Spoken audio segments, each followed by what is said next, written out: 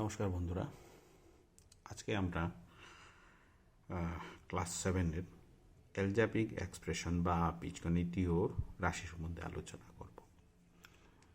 তো সেটার সম্বন্ধে আলোচনা বা জানার জন্য আমাদের প্রথমে কয়েকটা টার্ম সম্বন্ধে আমাদের ভালোভাবে জানতে লাগবে। সেগুলো হচ্ছে, এক নম্বর হচ্ছে কনস্ট্যান্ট। কনস্ট্যান্ট বাংলাতে যদি আমরা বলি তো সেটাকে বলি আমরা ধ্রুবক বা ফিক্সড, অর্থাৎ যার ভ্যালুগুলো চেঞ্জ হয় না। ইংরেজিতে যদি আমরা বলি তাহলে বলবো ভ্যালু ডাজ নট চেঞ্জেস, অর্থাৎ যে ভ্যালুগুলো কখনো এখন একটা, তারপরের সময় একটা, তারপরের সময় একটা, এইভাবে হয় না, সবসময় যা আছে তাই থাকে। যদি এই ধরনের জিনিস হয় তো তখন তাদেরকে বলি আমরা কনস্ট্যান্ট বা ধ্রুবক। যেমন উদাহরণস্বরূপে বা ফর এক্সাম্পল আমরা যদি দেখি 4, তো 4 is fixed for 4, always 4, 5 is 5, always 5, -3 is always -3, 10 is 10, 100 is 100, and etcetera so on. আমরা আরও অনেক এক্সাম্পল নিতে পারি। তুমি যে কোনো নিউমারিক্যাল ফিগার আমরা বলতে পারি। নেক্সট যেটা আছে সেটা হচ্ছে আমাদের ভেরিয়েবল। ভেরিয়েবল বা চলক, বাংলাতে যদি বলি আমরা, বাংলা তোমরা যারা বুঝো বা বাংলা করো, তো জেনারেলি আমরা অঙ্কর সময় যদি ইংরেজি টার্ম ব্যবহার করি সেটা আমাদের ক্ষেত্রে ভালো হয়, তো সেই জন্য আমরা ইংরেজি টার্মটা ব্যবহার করছি ভেরিয়েবল। ভেরিয়েবল মানে ভ্যালু চেঞ্জেস, অর্থাৎ it can takes various values according to the problem or সিচুয়েশনের হিসাবে ও বিভিন্ন ধরনের ভ্যালু নিতে পারে। যেমন ধরো আমরা এক্সাম্পল হিসাবে যদি ধরি, তাহলে একটা টার্ম ধরলাম 3x। এইখানে এই আমার এক্সটা হচ্ছে আমার ভেরিয়েবল, মানে এক্সের ভ্যালু যে কোনো কিছু হতে পারে, 1 2 3 4 5 6 7 100 200 1000 2000, যে কোনো কিছু হতে পারে। ঠিক আছে, 2x স্কোয়ার 5xy। তো জেনারেলি আমরা করি কি, এখানে যদি আমরা দেখি তাহলে ভেরিয়েবলগুলোকে জেনারেলি আমরা X Y Z P Q M N etcetera etcetera এইভাবে সংখ্যা দিয়ে আমরা, এইভাবে অক্ষরগুলো দিয়ে, সংখ্যা বলাটা ঠিক হবে না, মানে ইংরেজি বর্ণমালা বা অ্যালফাবেটগুলো দিয়ে আমরা এটাকে ডিনোট করি বা বুঝিয়ে দিই, এক্স ওয়াই জেড এইগুলো বিভিন্ন ইয়েগুলো দিয়ে। নেক্সট হচ্ছে আমাদের আরও একটা যেটা সম্বন্ধে আমাদের জানতে লাগবে, সেটা হচ্ছে টার্ম বা পদ। তো টার্ম বা পদ কি হয়, জেনারেলি আমরা এটা বানাই, জেনারেল আমি বই ডেফিনিশনে যাচ্ছি না, আমাদের বোঝার জন্য আমি লিখেছি যে form by constant and variable. অর্থাৎ আমার এই যে কনস্ট্যান্ট আমরা আগে দেখেছিলাম, তারপরে দেখেছিলাম ভেরিয়েবল, এই কনস্ট্যান্ট বা ভেরিয়েবল দিয়ে আমরা বানাই। যেমন ফর এক্সাম্পল আমি একটা লিখলাম 3x, এখানে 3 constant, x variable, -2x square লিখলাম, তাহলে -2 এটা আমার কনস্ট্যান্ট, এক্সটা কি ভেরিয়েবল, 5xy, এখানে 5টা কনস্ট্যান্ট, এখানে এক্সটা ভেরিয়েবল, ওয়াই ভেরিয়েবল, এখানে 7 লিখলাম, তাহলে এখানে শুধু কনস্ট্যান্ট। তার মানে কনস্ট্যান্টও থাকতে পারে, আবার আমার কনস্ট্যান্ট অ্যান্ড ভেরিয়েবলও থাকতে পারে। তাহলে এইভাবে কনস্ট্যান্ট এবং ভেরিয়েবল বা কনস্ট্যান্ট এগুলো দিয়ে যেগুলো আমরা তৈরি করি সেগুলোর প্রত্যেকটাকে আমরা বলি টার্ম। এটা একটা term, this is a term, এটা একটা টার্ম, এটা একটা টার্ম, এটা একটা টার্ম, এইভাবে আমরা টার্ম গঠন করতে পারি। নেক্সট হচ্ছে যে আমাদের অ্যালজেব্রিক এক্সপ্রেশন। এখন অ্যালজেব্রিক এক্সপ্রেশন কীভাবে হয়, আমরা জেনারেলি এডিং টার্মস, আমরা জেনারেল বলতে সাধারণত আমরা এডিং টার্মসগুলোকে অ্যাড করে বানাই। যে ফর এক্সাম্পল আমি লিখলাম 5x + 3y, এটাকে আমি লিখতে পারি। তো তোমরা অনেক সময় মনের মধ্যে কোয়েশন আসতে পারে, -3y আছে আর আমি বলছি যে প্লাস, তো কীভাবে 5x প্লাস দিয়ে 3yটাকে আমি মাইনাস লিখতে, প্লাসে মাইনাসে মাইনাস, আমার এটা সেম থাকবে। তার মানে আমার জেনারেলি আমরা কি করি, ইন জেনারেল সাধারণত আমরা প্লাস হিসাবে আমরা লিখে আমরা একটা এক্সপ্রেশনকে বানাই। যেমন x² - 5x², এটাকে আমরা ঠিক তদ্রূপ লিখতে পারি x² + -5xy। তাহলে আমরা বলতে পারি জেনারেলি যে একটা এক্সপ্রেশনকে আমরা কিভাবে তৈরি করি, সাধারণত আমরা বাই এডিং টার্মগুলোকে অ্যাড করে করে আমরা বানাতে পারি। এখন দেখো আরও একটা জিনিস সম্বন্ধে আমরা জানবো, সেটা হচ্ছে ফ্যাক্টরস অফ এ টার্ম। একটা যদি টার্ম থাকে তার কি কি ফ্যাক্টর, ধরো একটা এক্সাম্পল দিলাম আমি 5xy।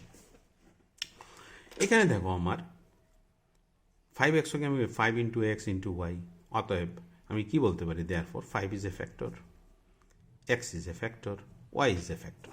অন্য এক্সাম্পল যদি নেই, ধরো আমি 3x² লিখলাম, তাহলে এটাকে আমি কি লিখতে পারি, 3 into x into x. So এটা একটা ফ্যাক্টর, এটা একটা ফ্যাক্টর, এটা একটা ফ্যাক্টর।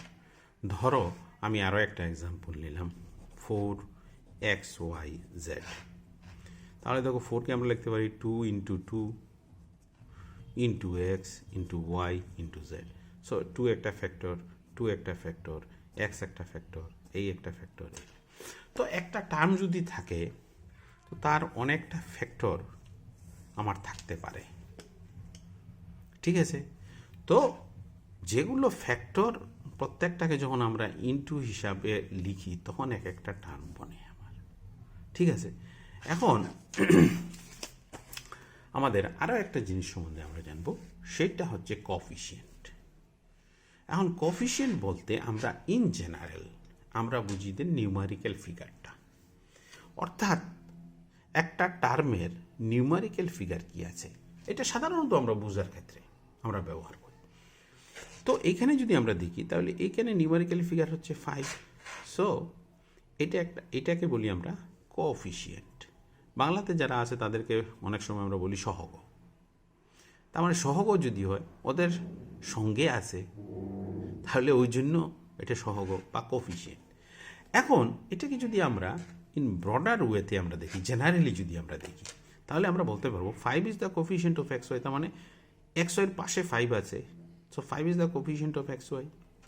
ঠিক এইভাবে আমি যদি 5y নেই, তাহলে 5y যদি নেই তাহলে 5yটা কার পাশে আছে, এক্সের পাশে, অতএব আমি বলতে পারি 5y is the coefficient of x.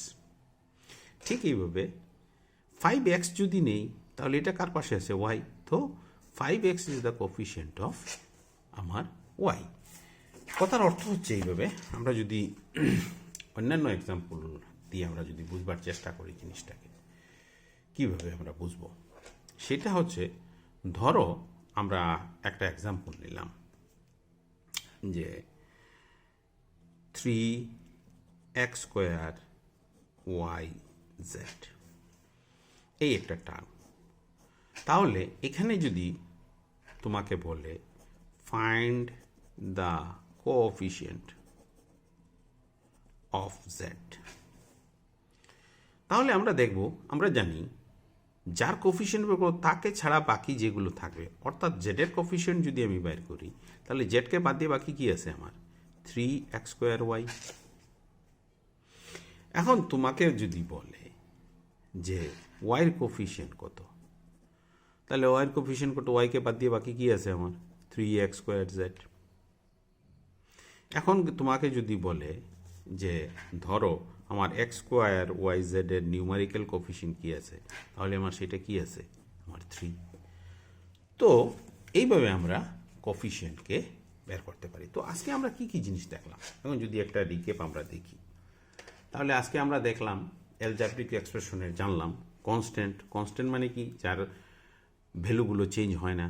তারপরে দেখলাম আমরা ভেরিয়েবল। ভেরিয়েবল মানে যেগুলোর ভ্যালু চেঞ্জ হয়, কখনো 1, কখনো 2, 3, 4, 5, 6 এটসেট্রা, যে কোনো কিছু হতে পারে। তারপরে দেখলাম আমরা টার্ম। টার্মটা কি, যে কোনো একটা অ্যালজেব্রিক এক্সপ্রেশনের আমার কনস্ট্যান্ট এবং ভেরিয়েবল এইগুলো দিয়ে আমরা এক একটা টার্ম গঠন করতে পারি। তারপরে আমরা দেখলাম যে এক্সপ্রেশন, অ্যালজেব্রিক এক্সপ্রেশন আমরা কীভাবে বানাই। জেনারেলি অ্যালজেব্রিক এক্সপ্রেশন আমরা বানাই সাধারণত দুইটা টার্মকে অ্যাডিং করে, জেনারেলি আমরা এইটা তৈরি করি, ঠিক আছে। আবার টার্মটাকে আমরা কী বানাই, কনস্ট্যান্ট এবং ভেরিয়েবল দিয়ে, ঠিক আছে।